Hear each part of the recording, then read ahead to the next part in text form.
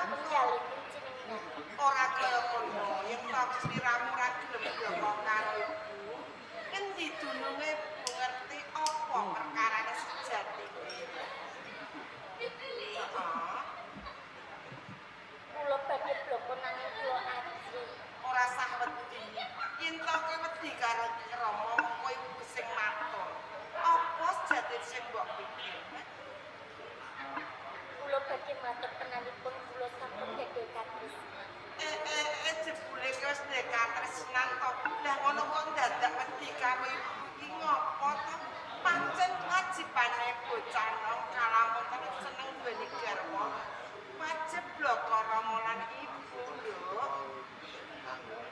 Ya wis sing bagus saiki. Ramamu anggone swane jenggala wis antara suwi banget. Durung tak bali.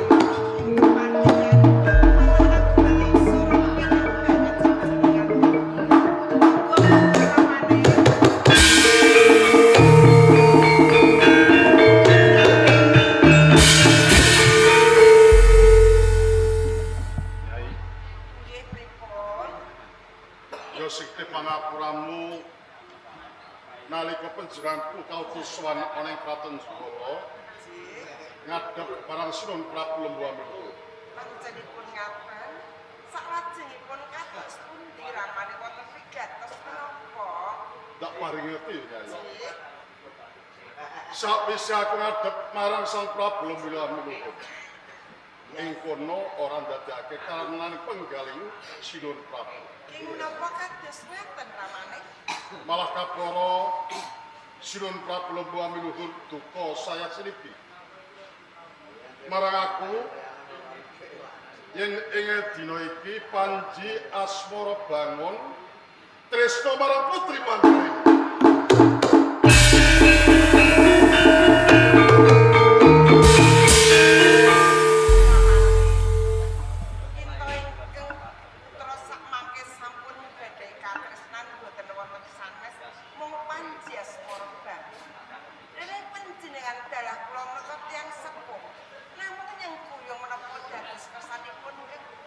Nanging Nyai, Panji asmara bangun kurang sedulur garwa.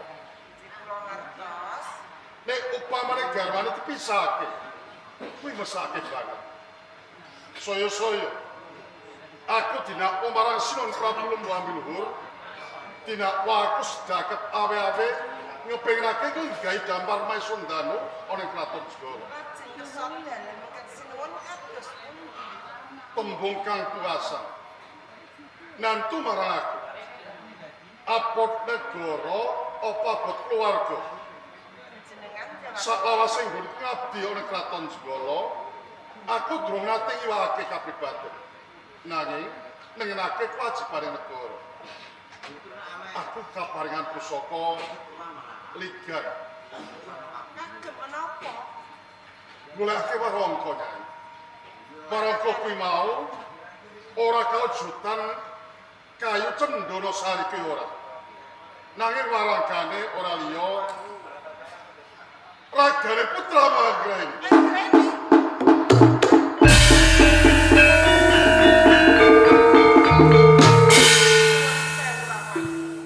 Menawi kesuwun nuwun menika kersakaken ing kados ngarepen. Lajeng kados pundi panjenengan ramane? Aku sak Panjenengan sagah ramane. Panjenengan kados ngaten kula paribasanipun panjenengan kados akan warga putra dalagan. Menapa ginanipun menawi panjenengan awon negara? aku salah sawijining abdi dalam kalih desa ing Panguwasa. Kula ngertos ramane ing panjenengan kedah matur wicaksana matur ingkang bloko kangan panjenengan awrat ingkang putra katembak panjenengan awrat negari Kula sampun nyebut dalam panjenengan Romo. Ibu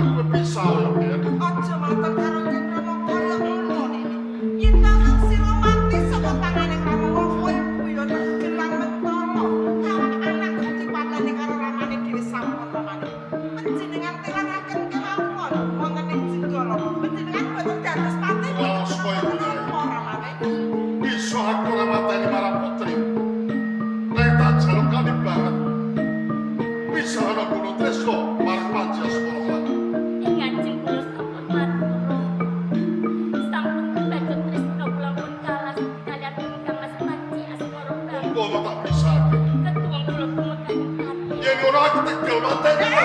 Paman.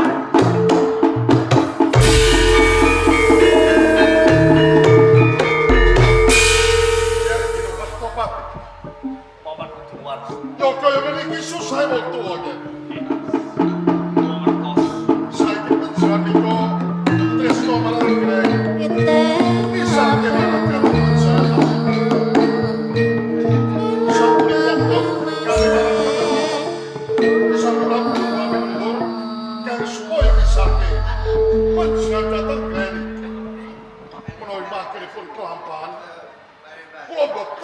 bakal kapidoro wonten kraton sekolah nanging yen panjenengan bacot kula paring kedah mateni marang putri Anggraini. Ampun dipun bajetaken menawi panjenengan badhe menjegaken Anggraini. Kados panjenengan pangeran. Ingkang jalari tresna menika boten Anggraini nanging kula. Kula menika lair tumusing batin tresnanipun putra panjenengan Anggraini, Pak. Banjur garwa panjenengan menika kados pundi? Kula mboten tresna kaliyan Dian Siskataji awit menapa kula nggadahi panyuwun piyambakipun mboten saged mujuti panyunanipun kula. Mila titi wekdal sakmenika kula mboten tresna kaliyan Siskataji ingkang kula tresnani Anggraini, Pak.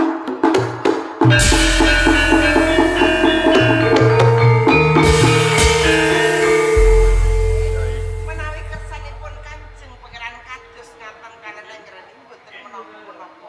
Nanging kula nyuwun lho Kanjeng Pangeran. Nyuwun menapa?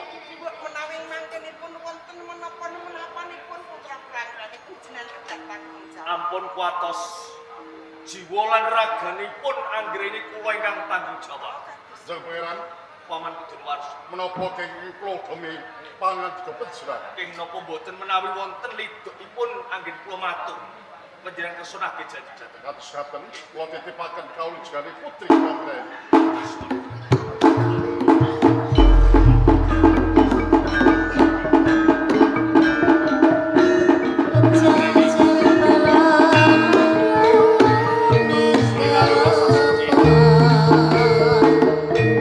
Sliramu ora usah.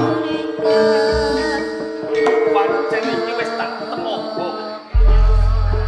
Mergo tresnaku kelawan sliramu iki lair batin aku ora tresna kelawan garwaku maneh. Kula pitados dhateng panjenengan Kang. Kosok wangsulipun kula tresna sanget dhateng panjenengan. Mula yen ana apa-apamu lan keluargamu aku sing bakal tanggung jawab. Matur sembah nyuwun Kang Mas Panjenengan. Iya Anggraini. Jebul kados ngaten Kang Mas.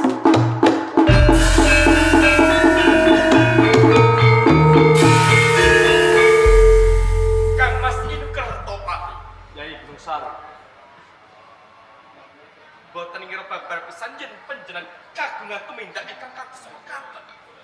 Apa aku kleru? Kenging napa mboten? Apa aku luput? Kenging napa mboten? Luputku manggon ndi kleruku manggon ndi Yai? Kang Mas Inu Kertopati. Iya. Panjenengan punika garwanipun Kang Mbok Galotondro Kirana nggih Kang Mbok Sekataji. Bener. Nanging kenging napa, Kang Mas? Panjenengan nilaraken Taman Kasatriyan Tambak Boyo sak temah. Panjenengan mapan wonten ing Taman Kepatihan. Panjenengan agem katresna dhateng Anggraini, Kang Mas. Yai Gunung Sari. Kang Mas Ing Kertopati. Yen pancen sliramu durung ngerti bakal tak kuweni ngerti ya. Mergo ngopo? Aku ninggalake Taman Tambak Boyo iki. Sing luput iki kadangmu yo Sekartaji. Kenging napa panjenengan ngendika ingkang kados mekaten? Aku duweni panyuwun, duweni penjaluk nang dhewekne ora bisa mujuti. Ora liya mergo aku dipanjangka. Aku kepengin duweni ilmu Wahyu Cempaka Mulya. Mung loro sasrane dhewekne ora bisa mujuti ya. Nganti aku ninggalake Taman Tambak Boyo mergo aku ora tresna karo Kang Mbok Puskartaji. Kang Mas Inu Kertopati. Yai senajan to penjalmawi dasar ingkang kados pundi. Tetep Kang Mbok Galotondro Kirana punika kadang kula. Pramila kanthi punika kula ingkang boten trima, Kang Mas.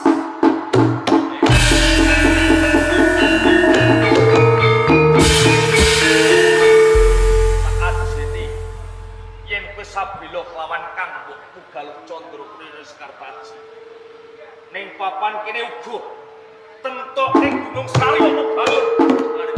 Asmara bangun. Sari pancen tembung muka pukasan wis gak pedes. Jengko anggene ora mati. Semoro anggene kanggo. Kalau bangro bisa lagi.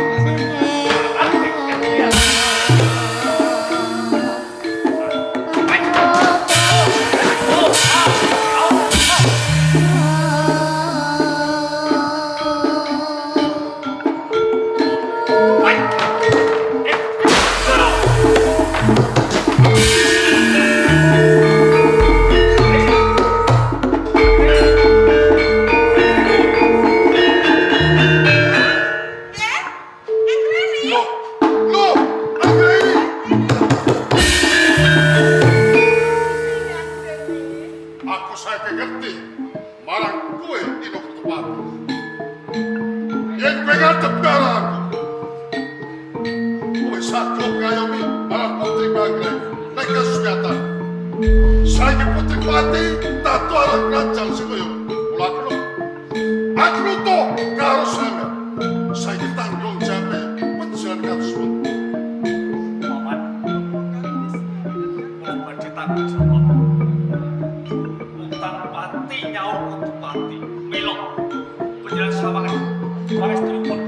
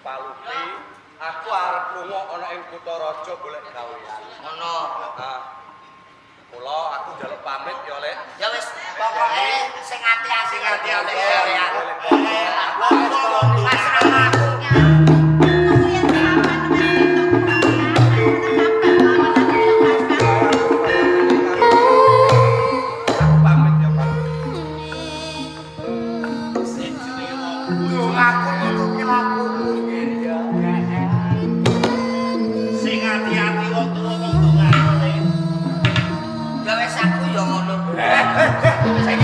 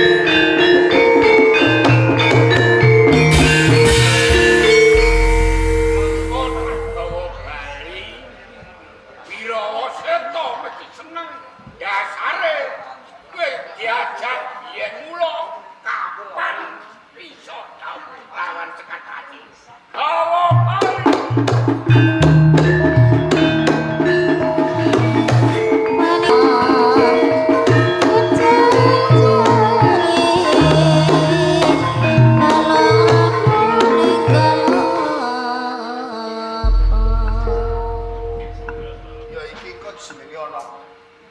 Pawongan ingkang klejengan kewirangan. Saktenane cupu sing kok gawa kae ora sekar taji sing mapan ana sanjeroning cupu. Ning merga cupu sing kok gawa kae tak liru. Tenane cupu kae isine Yayi Handaka Putra. Nek kelakon cupu kae kok gawa kok bukan. Oh dadi apa? Wilumaya iki kang isine Yayi Sekakaji kula nek kene bakal tak buang. Yayi Sekakaji bakal tak kuwari saka sakjroning cupu maneh.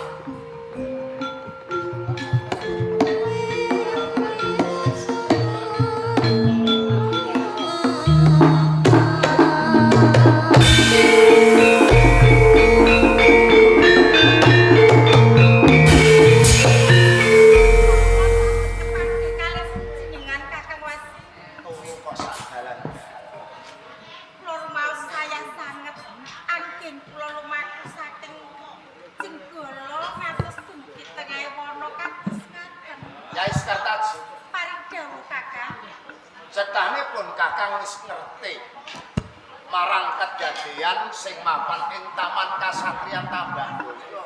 Dadi jenengan sampun mangertosi. Mung ngene. Nggonmu tuwono sak ngisore wit iki mau, kowe arep dicidra lawan Resi Wilumaya. Kula, Kakang. Kowe diwadahi cupu maneh. Ning tujuh rahayune kok kadenangan pun kakang nganti cupu manik sing digawa lawan Resi Wilumaya kae tak liru. Cupu manik sing digawa Resi Wilumaya kae isine kakangmu Handaka Putra. Kakang Wasi. Rayunipun saged kepanggihipun jenengan. Menawi boten sampun dipun tau kalian Resi Wilumaya, Kakang. Sadurunge aku diaru kowe Sekataji. Napa Kakang Wasi? Apa kowe isih tresna lawan garwamu ya kakangku Panji Asmara Bangun? Tresna kula ageng sanget kalian kados Panji Asmara Bangun, Kakang. Iki ana cara Lesta ning utama. Amrih kowe bisa bebarengan urip kelawan garwamu Panji Asmara Bangun. Kakang Wasi curiga napa? Awrat kados pundi saged kula ing mangkinipun saged kepanggih garwa kula malih badhe kula lampahi, Kakang. Saged, Coba Kakang. cedharen. Kanten nggih. Naik kados kanten kepanem ya Kakang Wasi. Sekataji Sekataji.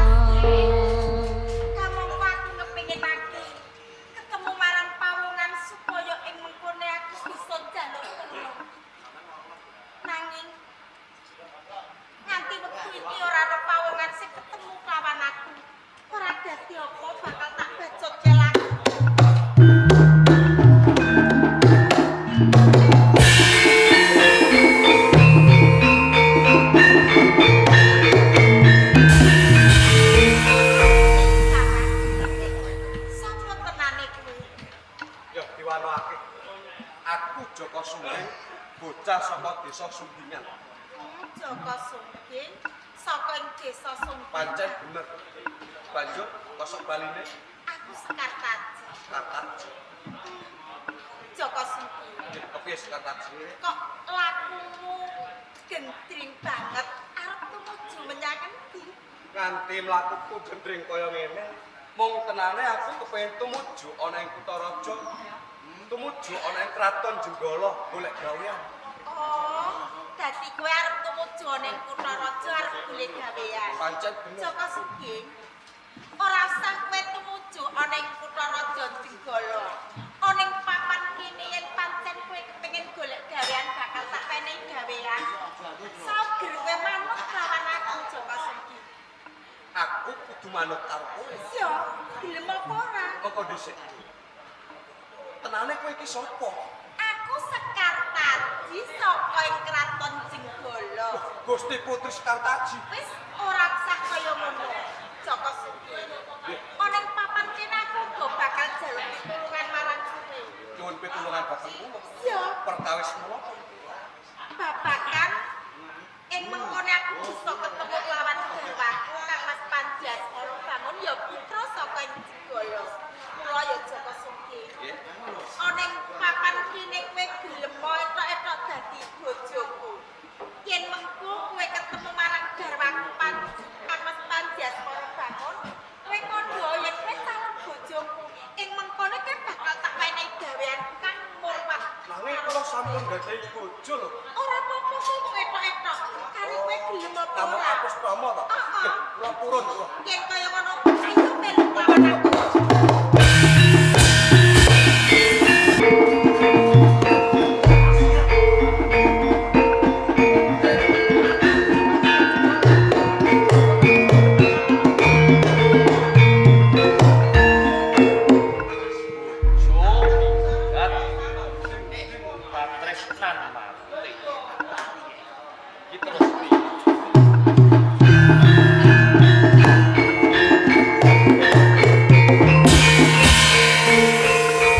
Aku iki tekanan ndi kok ya ora weruh Kakang Joko Sungge kok.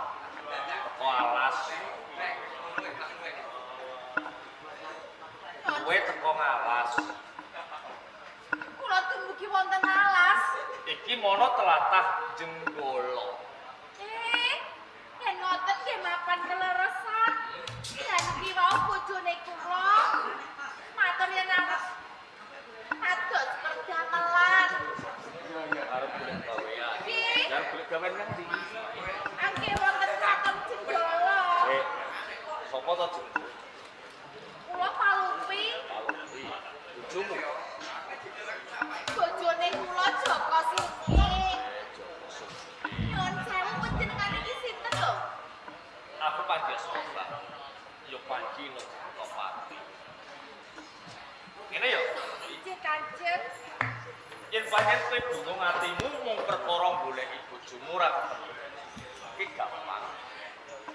Aku saguh sabiyantu karo kowe. Estu Kanjeng. Yo, Nggih matur nuwun nggih. nang moko dhisik. Kudu ana ijole. Sayen wonten ijole niki wau kula lunga mboten beton napa-napa Aku lho. ora butuhake apa-apa. Sing tak karepake kowe gelem dadi bojoku. Kula dadi bojone jenengan. Anjing mboten. Ngoten nggih. Lah kula niki pun gadahi bojo kok. Mangko dhisik to. Durung rampung nggo kondo karo kowe. Lah pripun? Kowe dadi bojoku iki mung cukup etok-etokan. Mengko yen kowe ketemu karo bojomu, kowe kondo yen kowe dadi bojoku. Iki ora tenanan. Kula yang ketemu kalih bojone kula niki. Kondo yen kowe wis dadi bojoku. Lah mengko nek bojone kula nesu Wis to aja kuwatir yen nesu aku sing tanggung jawab. Aku panjenengan kedah tanggung Gelem to? jawab nggih. Gelem to? Nggih. Nek gelem ayo. Mboten. Tak golekake.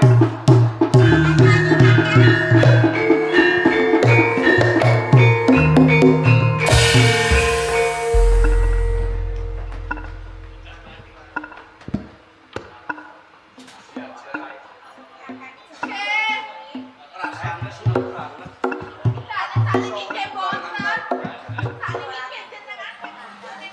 Iki ngene Pak Lopi.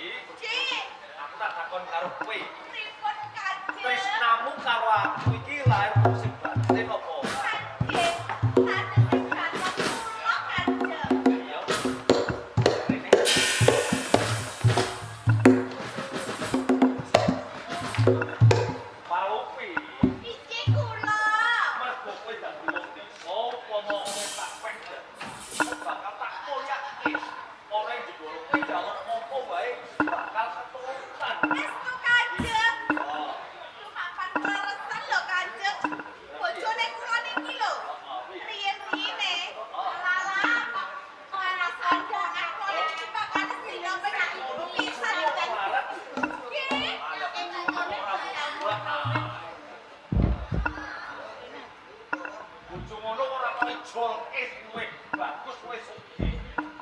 melarat lagi opo wae.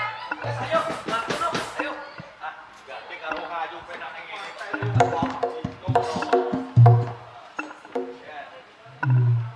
Wes kok. Ono lho jarke ya.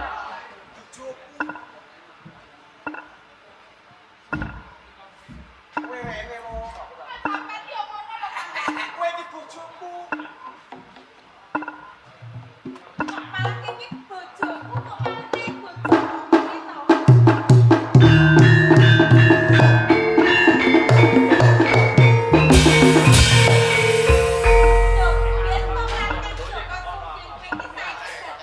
Santaji. Bangun. Kakang Wasi curiga noto jenengan Kakang. Iki jane do ngopo? Lah kula pun duwe calon bojo Kakang. Eh? Kula pun duwe calon bojo. Semantrugi kula Kang Mas. Kula sampun gadhe calon garwa. Garwa Kowe kula wis ayu. duweni Pas calon ayu. bojo. Oke. Prabedane kowe ya wis duweni calon bojo. Ya menika laras Kakang Wasi. Lah iki malah ngangoh-ngangoh. Lah nggih. Bojone kula. Lho, Nggih. jare kowe iki calon bojone Sekartaji. Ya wis ora dadi apa ora sak bingung. Iki bojoku, iki bojoku arep mateni wong. Enak kok. Kakang Wasi. Nggih ngaten menika. Tiang kakung menawi to kagungan rupa bagus, pibeksa duweni palungan utawa putra ana ing gone negara raja. Mesti nggih ngaten nika yen ngerti wong wadon sing bathuke klemes nggih mesti mawon enggal dipun senengi lho Kakang. Nuwun sewu Kang Mas. Sinten manahipun mboten panas. Saben kula kepanggih dateng Diajeng Sekartaji. Piyambakipun pamer sampun gadahi calon garwa. Nek ora selaka karo batinmu, Nggih. kowe lak ya ijeh tresna kelawan garwamu Sekartaji. Tasih, kula ki tasih tresna. Lah nek isih tresna kok sanding karo bocah wadon liya. Ngeten nggih Kang Mas. Nuwun sewu nggih. Awet bingunge manah kula. Kula niki kepanggih kalian Palupi wonten ing tengahing wana. Piyambakipun kepengin madosi kalih bojone ingkang nami Joko Sugeng. Kula saged ditulungi waton. Piyambakipun kula pundhut garwa. Piyambakipun sago. Prabedane kaya dening garwamu Sekartaji.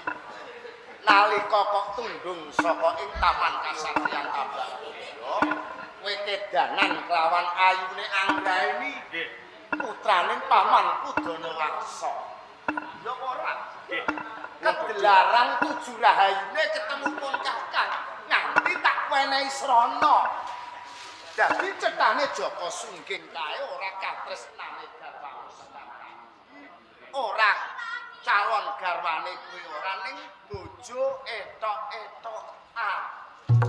Iki bojone tok-tokan. Yo, Juk, menangke pengatur kados kula. Kula kalih Palupi menika mboten bojo tenanan. Bojo garwa punten kula pundhut garwa estu.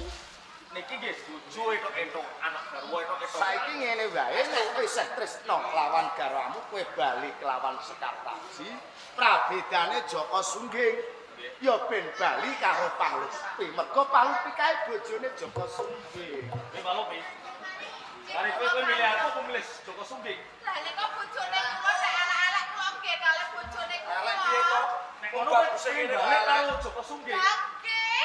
Melarat lho. Ya ben kok kula pun kulina melarat kok tajam. Nggih, pun kula manut Kang Mas. Kula Rene manut Kang Mas. Kakang. Kejaba saka kuwi. Bangun. Nggih, kula Kang Mas. Wong karana muduning Wahyu Cempaka Mulya wae kowe kok nganti kepengin ngorbanake garwamu lan kadang. Nggih nyuwun. Saiki kok pikir nganggo nalar. Nggih. Apa ana menungso urip ning jagat kok umure 500 taun? Ora ana. Saya meneh. Tumuruning Wahyu Cempaka Mulya kuwi sejatine ora ana. Boten-boten. Kuwi mung saka tembung pangrekane Resi Wilumaya amrih bisa mecah ake marang nggonmu bebrayan kelawan kadangku Sekarta. Nyuwun papuntenipun awit Dereng napa mboten panjenengan Kang Mas? kula niki sampun kepencot kalih tembungipun Bapak Wilumaya. Kowe iki calon Iya, empati. Nggih. Calon ratu ing kraton Jenggala. Ngeten. Kok ora iso mbedakne endi sing luput lan endi sing bener. Ya wis ngene. Sekabeh lelakon ki mang pinangka kanggo pasinaon. Kowe baliya kelawan garwamu, aku titip kelawan Joko Sungging. Mergo Joko Sungging ki butuh akeh gawean. Sak propirane gawean ing kraton Jenggala, Joko Sungging kae kanthi enak. Wonten ing Jenggala. Diwenehi Oh, gawean Kang Mas. ngaten. Nggih. Menawi kersanipun Kang Mas Wasi kados ngaten kula saged kemawon. Ing mangke Joko Sungging mbok menawi boten kula.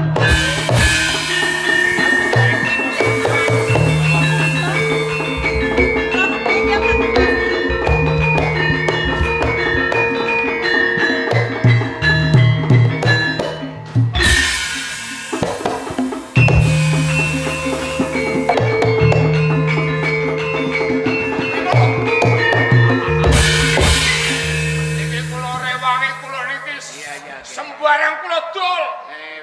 Cobi to panting alih niki. Mergi kula belon sateng jenengan. Pripun kabare?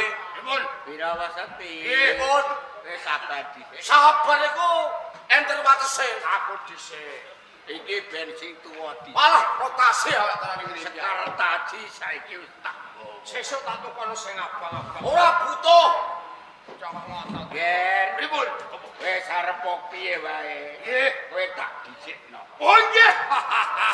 Anak wes tak demo dadi penonton. Iki Nggih. sekarang tadi Nggih. wis tak gowo. Lho, lha pundi? Pundi? Ora ngerti ta? Nggih. Lah ning jerone cupu. Ah, sampean iku malah ngaten senengane wong tuwa kok guyon. Guyon piye? Lho, Sekarta niku samonten agenge nami tiyang kok diadehi cupu niki nek. Pak cupu iki. Kapusan. Lah iya, Pak. Wajar barang sulap kang cilik. Neng gedhe bae gawe. Dan cupu niku Cupu iki. menawi panjenengan dalakon saged wujud Sekarta. Kula kepengin ngertos, kula kepengin ngertos. Ora kudu nyawang. Nggih. Iya.